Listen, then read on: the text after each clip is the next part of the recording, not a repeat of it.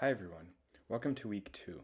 In this lecture, we're going to tackle Hume's famous, or perhaps infamous, problem of induction. Okay, remember that in the first week, we studied statements and when they're true. So remember that simple statements are true when the predicate correctly characterizes the object or objects that it takes in.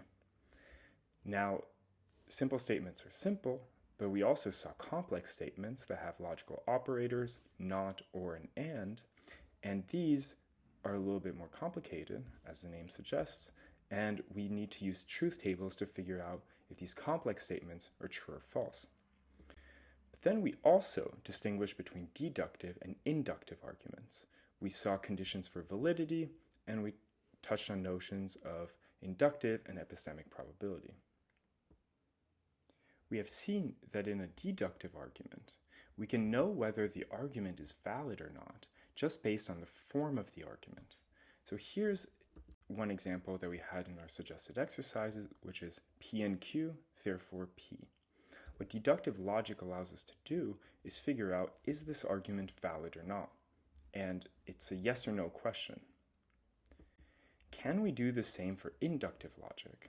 And as we've alluded to in the past lectures, the answer is probably not. And there's a few paradoxes of induction, and in this lecture we're going to touch just on one. But just to give you an intuition, let's look at this example. All the ravens that I've seen in my life, and this is true, are black. And this is the argument, therefore the next raven I will see will be black. That's the conclusion. Now, do you think this is a strong argument?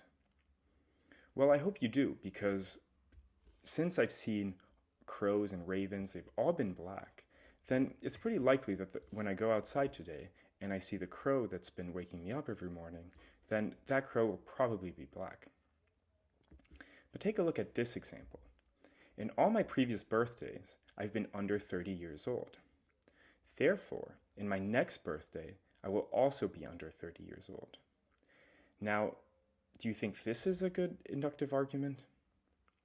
Well, I hope not, right? Because people get older, and as you'll see, though, is that this argument has the same form as the previous one. However, this one we want to say is not very good or not very inductively strong, whereas the other one we might want to characterize as having a high inductive probability. Okay, let's refresh our minds with the definition of inductive logic. So inductive logic is a formal mathematical system that gives us two things. It gives us a precise definition of inductive probability, and it also gives us rules for evaluating inductively strong arguments. So in other words, an inductive logic is a tool that should help us take us from what we already know to guide our predictions and actions in the future. So in other words, it's a tool that allows us to take premises and reasons from the past and infer them into the future. So I think very visually, and I think this little diagram can help us kind of visualize what an inductive logic does. So we take arguments, which here it's in a little cloud, arguments that we make in day-to-day life or in natural language, and then we translate it into an inductive logic, this black box, if you want. And then the inductive logic does some stuff, and it pops out the inductive probability of the argument. So in other words, we take the argument, we kind of put it in the machine, and then we see, is that argument good or not? Another way to conceptualize this is to make an analogy with a calculator. Inductive logic is kind of like an argument calculator, where you put the argument in the calculator, and then you press enter, and then you see good argument or bad argument. So here are two problems for inductive logic, right? If I'm an inductive logician and I want to come up with an inductive logic, I'm going to run into two obstacles, or two things I need to do. The first, which you might anticipate, is really simple. It's just to construct the formal system. Just like I gave you the rules for the truth tables for the deductive argument case, in inductive logic, we'd want a similar sort of formal system, and that takes some work. And we're going to see this in the next classes, but in this class we're going to focus on the second problem. The second problem is the following. Suppose that you construct an inductive logic, right? You come up with some notation, some symbolism, and some ways of translating the arguments into the symbolic notation, etc., etc. Similar to the deductive logic case that we've seen. Now suppose I come up with one as well. Now these two are probably going to be a little bit different, because remember that an inductive logic will give you a precise definition of epistemic and inductive probability. However, as we've seen, probability is kind of a vague notion, and we're going to rely a lot on what we think is intuitively a strong argument, intuitively a weak argument, and we're going to want our system to kind of capture this. Now, if we come up with these two systems, there's going to be a difficulty in justifying the use of one of these systems rather than the other. Now, here's again a little metaphor that I hope will help us visualize these two problems. The first problem can be analogized to constructing a house. Constructing the formal system is like building the house from scratch, right? You have to build a foundation, you put some windows, you make it nice and pretty, you make it efficient, etc., etc. Now the second problem can be analogized as picking one house over another house that's already built. Suppose we have all these houses, then how do we pick or rationally justify picking one of these houses over another? One might be bigger, but it might not have the view that the smaller house has, and the smaller house may be more well built. There are going to be these trade-offs, and this is kind of the parallel that we have when actually trying to pick an inductive logic system over another. And in fact, it's a problem not just in picking an inductive logic system over another, but in picking an inductive system at all, even if we only have one. Okay, so let's go back to our visual. Here, building the house will be kind of constructing this machine or this calculator, whereas picking the house will be like picking different kinds of inductive logics that we can put the natural language argument into. Okay, so we have the two problems for inductive logic. In the next few weeks, we're going to focus on this first problem of constructing the formal system. And I will present to you maybe the standard inductive logic, where we're going to really go from first principles and build it up. And we're going to see how it's useful, why it's useful, etc. In other words, we're going to build the house.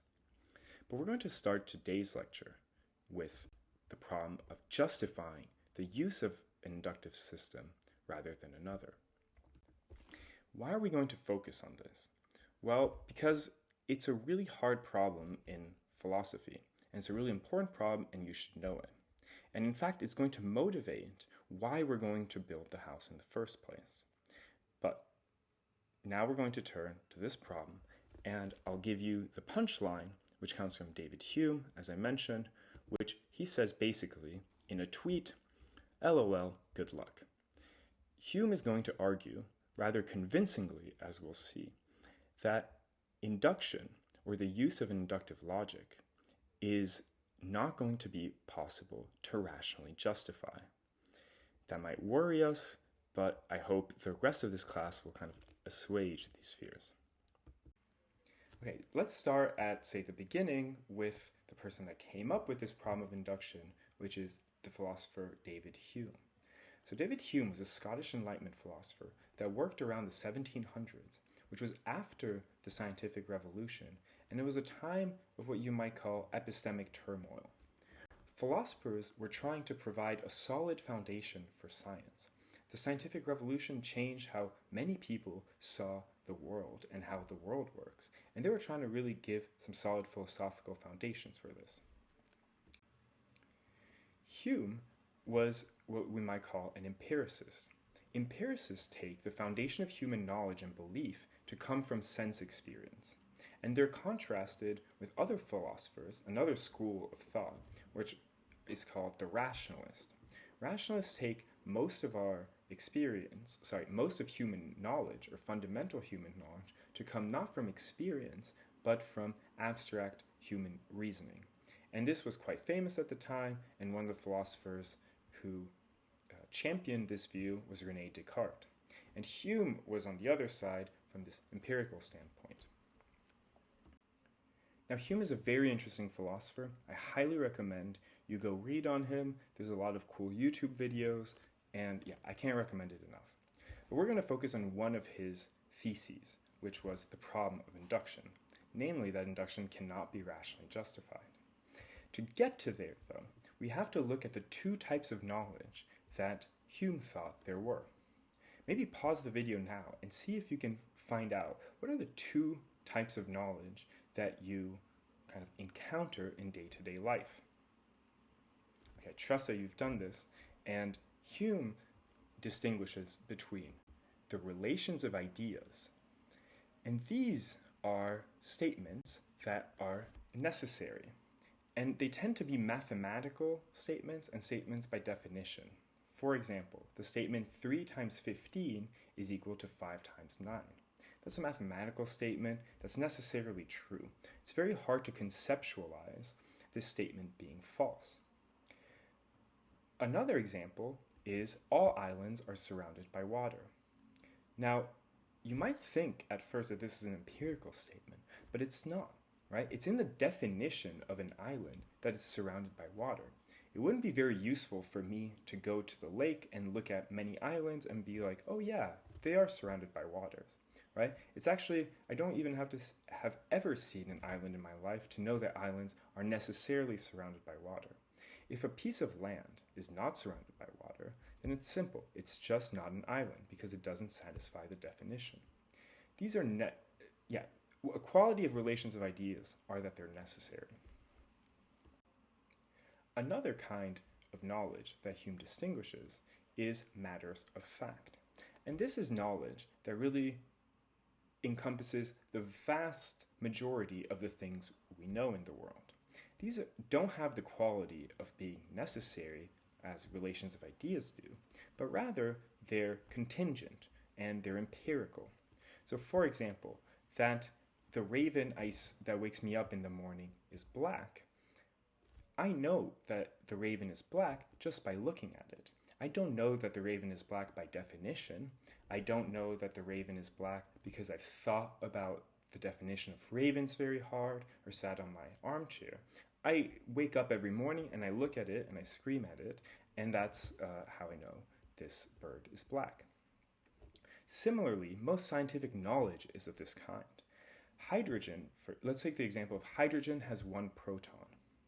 You know, it's possible that hydrogen does not have 1 proton. It could be that all our measurement equipment or devices have been mistaken for the past 100 years, and that in fact there's a sneaky little proton that's hiding in the hydrogen atom.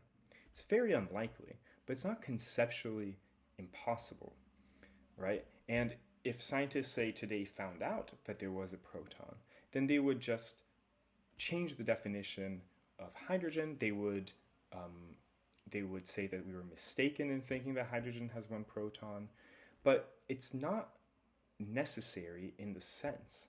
It's not necessary for a hydrogen atom to have 1 proton in the same sense that it's necessary for an island to be surrounded by water. Okay, so how do we analyze arguments that use these different kinds of knowledge? As you might have suspected, deductive logic is the kind of logic that we use for relations of ideas, right? Remember that in a deductive argument, or in a deductively valid argument, the conclusion is guaranteed to be true from the true premises, right? It's necessary that the conclusion is true. Inductive logic, however, is used to analyze arguments where the premises and the conclusions are matters of fact. Because remember that in inductive argument, the conclusion is not necessarily guaranteed by the premises. And in fact, it's in matters of fact that we're going to focus on. The problem of induction does not touch on, as I understand Hume, on the relations of ideas. only on the kind of knowledge that are matters of fact. And so what does Hume say? If we can summarize Hume's concern in a tweet, is that he's asking something like, how do we even know matters of fact? Is it like even rational to believe matters of fact? And at first you might say, well, obviously it's rational to believe matters of fact. Most of our scientific knowledge is of this kind. But what Hume's going to argue, rather convincingly, as we'll see, is that to rationally justify induction, which is our primary means of knowing matters of fact, then if we try to rationally justify it, we're going to run into some serious problems. So when is a system of inductive logic rationally justified? Another way of framing this question is, suppose I have these three inductive logics. How could I be justified in picking one of these over another? In other words, what makes one of these good versus a bad inductive logic? Well, ideally, we would like our inductive logic to help us to get from true premises to true conclusions.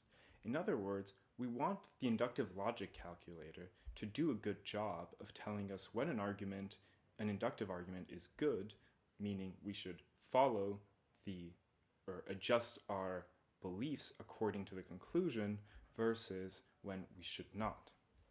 And so now we can ask, why can't we say that a good inductive logic will give us true conclusion from true premises all the time? Well, because remember that conclusions in an inductive argument, they're not guaranteed to be true from the premises. They're just likely or probable. And what the inductive logic system is going to do is give us a definition of this probability in such a way that we can adjust our beliefs and adjust our actions accordingly. Okay, so let's give a definition of what it means for a system of inductive logic to be rationally justified. So when is it? Well, when it's shown that the arguments it assigns high inductive probability yield true conclusion from true premises most of the time.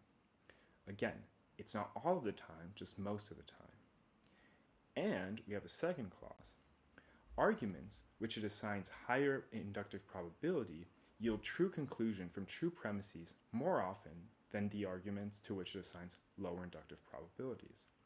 So if my inductive logic assigns a lower probability to an argument and a higher probability to another kind of argument, yet the one it assigns a low probability to tends to be true more often, and the one it assigns a high probability to tends to be wrong more often, then we have a problem. Okay, so with these two conditions, Hume says it's impossible. We cannot rationally justify a system of inductive logic. Why not? Okay, so this is the problem of induction, and it should worry you. We know what it means to justify a system of inductive logic, but how would we do such a thing? Well, with an argument, right? If I'm going to justify something, I'm going to give you reasons to believe it, and that's going to take the form of an argument. So what are the two kinds of arguments, and the only two kinds of arguments I can give to justify induction? Well, that argument, it has to be either inductive or deductive, right? These are the only two kinds of arguments that we have. But, and this is the essential problem, Hume argues such an argument will fail. In other words, whether we try to justify induction or the use of an inductive logic with a deductive argument or with an inductive argument, in both cases we're going to fail. And so if we can't give a deductive argument and we can't give an inductive argument, then we just can't rationally justify the use of induction. So let's see how this argument works in more detail. Let's start with trying to give the deductive argument. So what we're going to do is say, let's try to give this deductive argument, and we're going to see it doesn't work. Now, what's going to be the conclusion of this deductive argument? Well, the conclusion is that the future use of an inductive logic system is rationally justified. But Hume argues a deductive argument cannot be valid and sound and have this as a conclusion. Why not? Well, remember that in a deductive argument, you cannot say more than what's already contained in the premises, right? Remember that we saw this in the last lecture. The conclusion, it's just going to be a sort of reshuffling of the premises. Everything's already contained in them. And what we're doing in a deductive argument is kind of pulling them apart. But this is a problem because the premises in a deductive argument that is sound as well can only refer to the past and present because we cannot know anything is true for sure in the future. Therefore, the conclusion can say nothing about the future. So we're done here, right? Because we've seen that the conclusion of a deductive argument cannot refer to the future.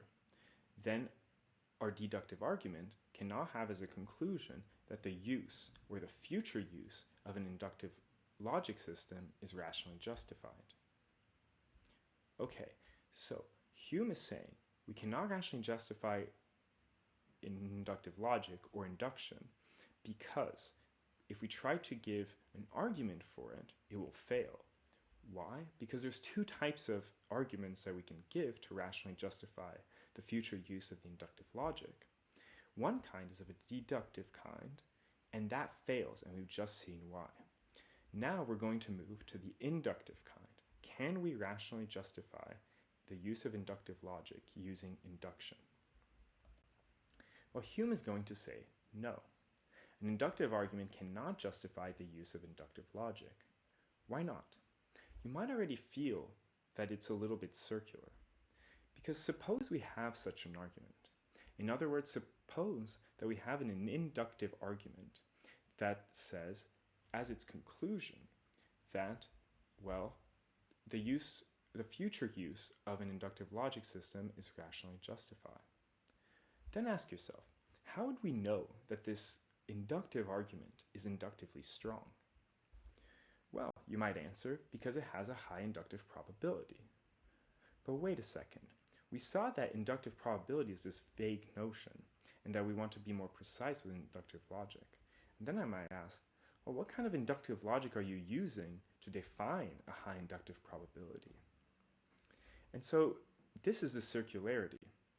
We're assuming that inductive logic is being used to justify the use of inductive logic. And this is a circular argument, and it doesn't work. So as I said, and I hope you agree, I like to have things visual and all laid out, and that's what we're going to do with Hume's argument. The claim that Hume is making is that we cannot justify any system of inductive logic. In other words, we can't justify the use or the future use of any system of inductive logic. Why is this the case? Well, because you might ask, what sort of argument could you give to rationally justify this system? Well, there's two kinds, and only two kinds, deductive and inductive arguments. But in both cases, they fail. In the deductive case, it doesn't work because the conclusions of valid arguments cannot contain more information than the premises. And the premises cannot refer to the future, right? Because the premises can't refer to the future because we can't know that those premises are true. And we want the argument to not just be valid, but also sound. And it could be an inductive argument. But as we've also seen, this doesn't work because it's circular, because you're basically using induction or an inductive logic to justify induction. And because we run into these two roadblocks, the conclusion is, well, no justificatory argument is possible. And that's the basic argument of Hume's famous problem of induction. Now, you might be really worried. Well, if you're not, you should be really worried, because what Hume is saying is, look, this way that we acquire knowledge about the world, we do it all the time, and it seems to work, right? He's not denying that it works in practice, but he's saying, look, it seems to work, but we cannot give a rational justification. And if we think that's important, then we're going to start to feel a little queasy. Okay, so now you might ask, okay, why does induction work? Okay, can we get out of this conundrum that Hume has put us in? So here's an example of an inductive inference that is tragically seems warranted. When I've consumed milk, my stomach has gotten upset in the past. I'm old now and can reasonably infer that whenever I will drink milk in the future, then my stomach will be upset. Why is this inductive inference warranted? What principle is kind of guiding this inference? Similarly, you might think a certain pharmaceutical company has tested the safety of a drug on patients throughout the past 10 years, and they found that it's safe. Why are we licensed to infer that this drug will also be safe for future patients to use? Well, because induction is based on this fundamental assumption that the future will resemble the past, right? Why do I think that if I drink milk in the future, I will get a bad stomach ache? Well, because my body hasn't changed very much, right? So I have the same stomach, I probably have similar loads of bacteria, etc., etc. Similarly, the pharmaceutical company might think, well, we've run tests on all sorts of populations, and future populations are going to be reasonably similar to those. And this is guided by this principle that the future and future instances are going to be very similar to past instances. So can we use this principle, which is called the principle of uniformity of nature, right? That nature is uniform. Nature doesn't change all that much. It's not like I wake up tomorrow and the sky is green and then the sky is pink the next day, right? Nature is quite uniform. So let's look at another way to justify induction. If we add this little principle, so we say, so far, the future has resembled the past. Arguments that have been judged by scientific inductive logic to have high inductive probability have given us true conclusions from true premises most of the time in the past. Such arguments will give us true conclusions from true premises most of the time, past, present, and future. Right, so by adding this principle of uniformity of nature, then we've seemed to kind of justify induction, right? This argument seems quite good. It's an inductive argument, and all the premises seem true, right? It seems true that the future has resembled the past in the relevant ways, and that, let's say, we have an inductive logic that works well.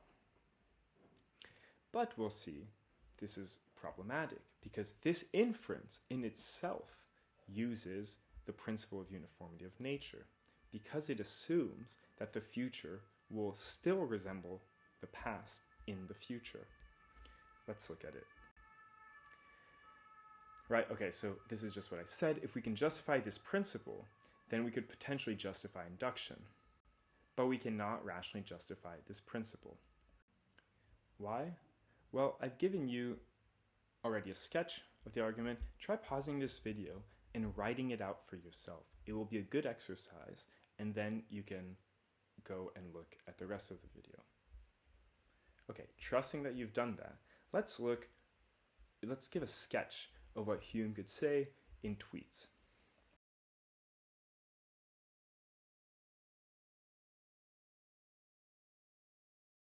Because how would you even do that?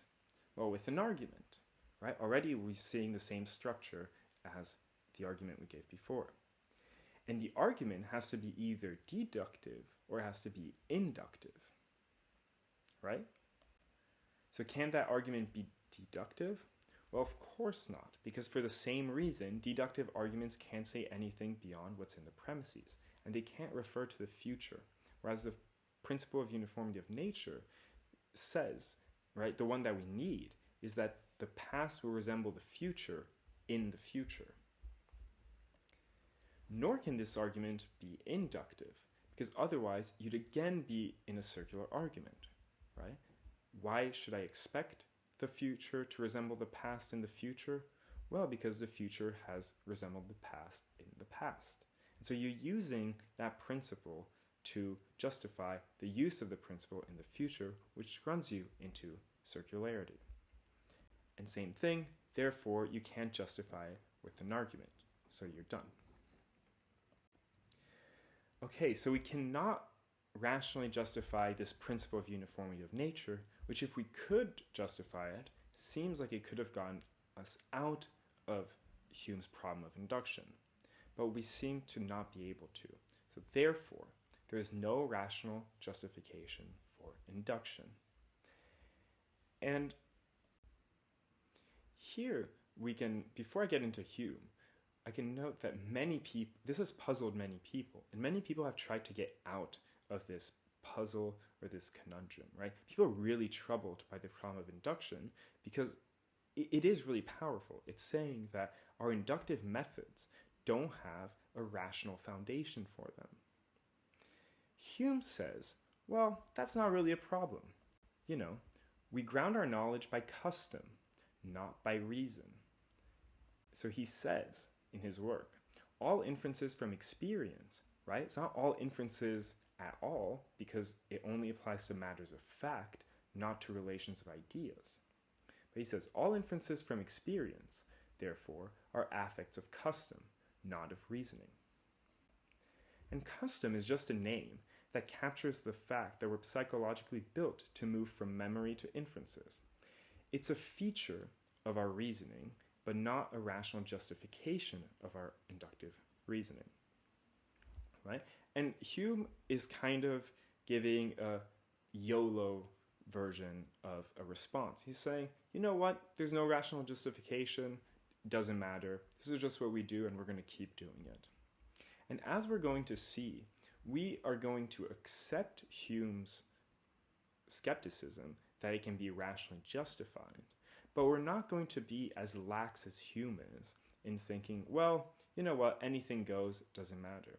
We're going to show you how, in the next lectures, how we humans are often subject to biases, to cognitive biases, and we make mistakes.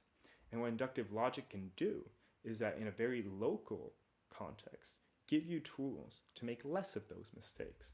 And there's reasons to think that making less mistakes is better than making more mistakes. Okay, so this is Hume's solution. How have people tried to respond to Hume? Well, there's at least 3 ways you might attack Hume's argument, right? You might object to the claim that deductive justification is too weak, right? You might try to give a deductive argument for it. You might try to give an inductive justification that is not circular. Many people have tried to do that. And you might disagree on what it means to justify an inductive logic. So I gave you one plausible, I think, definition of what it means to rationally justify an inductive logic. But you could say, well, that's not what it means to rationally justify inductive logic. Okay, but we'll stop there because this gets us into quite complicated philosophy. But I hope I've given you a taste of the debate. So what are some takeaways of today's class? We've seen that formulating rules for validity was rather easy. It's a yes or no affair. We say, is the argument valid? Yes or no. It's pretty easy to tell, if not. We just use truth tables in complex cases.